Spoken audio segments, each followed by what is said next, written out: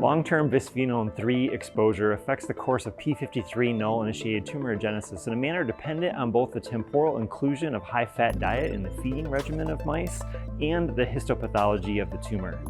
Whoops, sorry about that. I was speaking science. Because I'm a scientist. Specifically, I'm a cell and molecular biologist with a specialization in physiology. I've done experimental research. I've applied for and received grant funding for my research. I've written scientific papers. I'm an author of 22 peer-reviewed journal articles. Those represent original research that has been reviewed by my peers and colleagues. And 2 review articles, those represent a synthesis of ideas and data from my field. I've taught biology and biochemistry classes at the college level. Now, as a pastor, I'm no longer doing most of those things that I just mentioned, and yet I'm still a scientist. Like many of the most complex human endeavors, for example, parenting, the life of a scientist is not just an occupation. I am a scientist. It's much the same way a good parent can't set aside being a parent.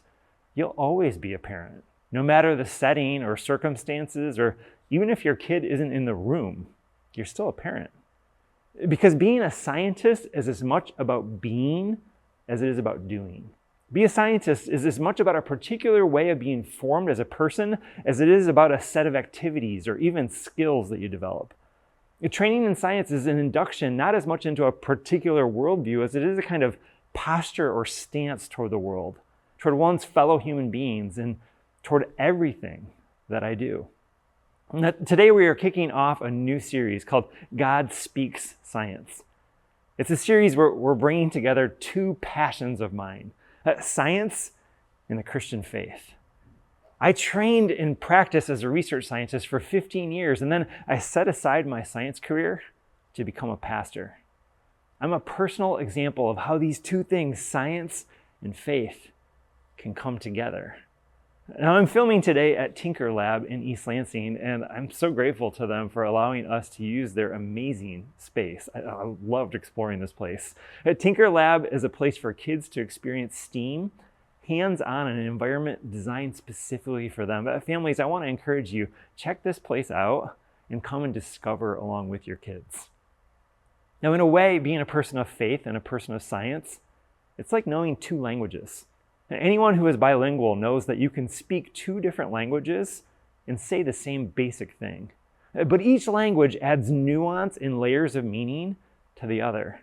Now, sometimes the differences between 2 languages can actually help sharpen our thinking and our understanding. And science and faith are 2 languages that can work together to say the same thing and to add depth to our understanding and our experience of God.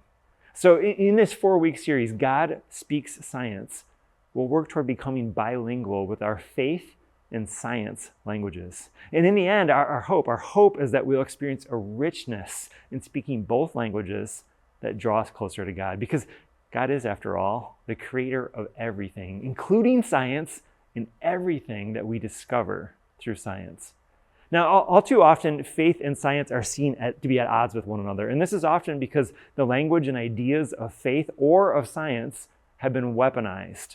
And as a result of this conflict, many people who don't believe in God have been ushered into atheism through their understanding of science.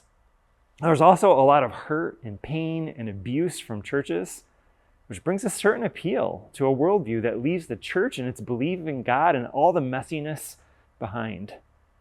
I think this conflict is tragic. It's tragic for scientists who miss out on knowing the God of the universe who created and sustains all life. And it's tragic for followers of Jesus who miss out on the amazing complexity of our world and the incredible knowledge of our world that's available to us through science. When we talk about faith and science, we tend to focus on the cognitive content of both endeavors. The truth claims and the worldviews that are a part of these 2 crucial aspects of modern human life. Truth claims and worldviews are important matters. And in this series, we will not diminish them. Don't worry, we're getting to those. At the same time, though, there are inevitable limits to what anyone, even a scientist pastor like myself, can do to constructively integrate the vast knowledge content of science with the content of the Christian faith. Scientific content is now so vast, so rapidly expanding, that scientists can't pretend to be an expert in anything but a tiny portion of science that they study.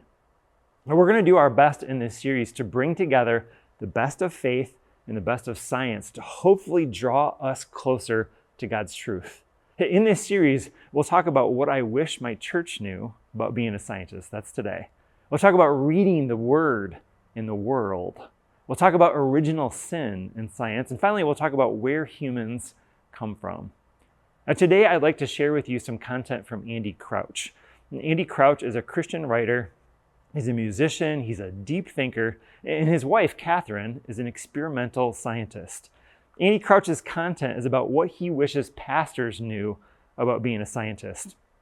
I've adapted that, and I've adapted it to present it to all of us about what's helpful to know about the practice of science. And what I'd like to outline based on Crouch's article is another way to approach faith and science, which is, I think, more within reach for all of us than to know everything about all the latest scientific discoveries and theories. This is way more accessible stuff, and I'm going to invite us today to prayerfully support and encourage the scientific life as a vocation that can reflect the image of God and can be a place for working out one's own salvation. Let me repeat that. We're going to be invited to prayerfully support and encourage the scientific life as a vocation that can reflect the image of God and can be a place for working out one's own salvation. What I want us all to do today, throughout today, is to remember that science is performed by people. By people. Now today, this is prayerful because we're inviting God into this conversation. And whether you are a scientist or whether you even know a scientist other than me, I hope that we leave today with an appreciation for the work of scientists and how it can help support us in following Jesus. Now, let's pause here for a chat question about faith and science to help us reflect on the problem that this series addresses. Here's our first question for discussion. Where have you seen conflict, or where could there be potential conflict between science and faith? Let's take a moment and let's talk about that.